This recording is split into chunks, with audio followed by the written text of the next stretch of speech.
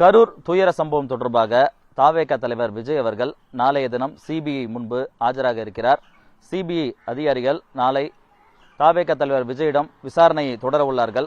ஏற்கனவே கடந்த 12ஆம் தேதி டெல்லியில் உள்ள சிபிஐ அலுவலகத்தில் தாவேக தலைவர் விஜய் நேரில் ஆஜராகியிருந்தார். அவரிடம் சுமார் 7 மணி நேரமாக சிபிஐ அதிகாரிகள் விசாரணையை மேற்கொண்டனர்.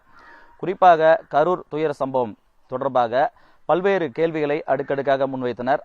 இந்த கேள்விகளுக்கு பதிலளித்திருந்த நிலையில் அடுத்த நாள் ஜனவரி 13ஆம் தேதியும் தொடர்ந்து விசாரணை நடத்த சிபிஐ அதிகாரிகள் திட்டமிட்டிருந்த நிலையில் பொங்கல் விழா இருப்பதன் காரணமாக அன்றைய தினம் ஆஜராவதிலிருந்து விஜய் அவர்கள் விலக்கு பெற்றிருந்தார்.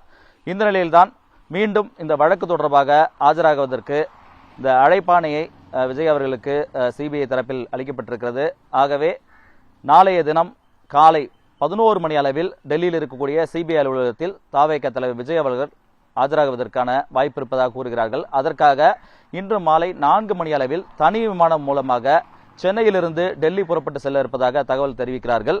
ஆகவே இன்று இரவு டெல்லியில் உள்ள தனியார் நட்சத்திர விடுதியில் தங்கிவிட்டு நாளை காலை சுமார் 10 மணிக்கு பிறகாக 11 மணி அளவில் தாவேக தலைவர் விஜய் அவர்கள் சிபிஐ அதிகாரி முன்பு ஆஜராக இருக்கிறார். அவரோடு கட்சியினுடைய முக்கிய நிர்வாகிகள் வழக்கறிஞர்களும் பயணிக்க இருப்பதாக தகவல் தெரிவிக்கிறார்கள்.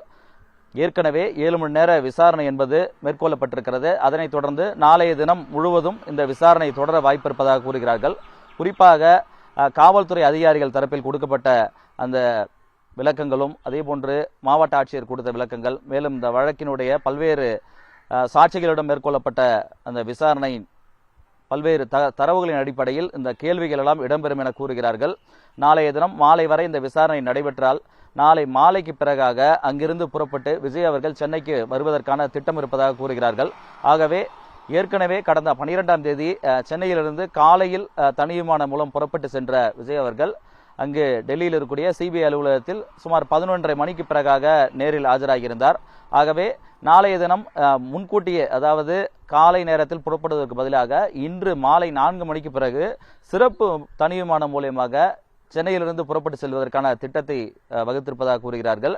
நாளைய தினம் முழுமையான கரூர் சம்பவம், அந்த கரூர் துயர சம்பவம் தொடர்பான விசாரணை என்பது விஜயிடம் மேற்கொள்ள இருக்கிறார்கள் சிபிஐ அதிகாரிகள்.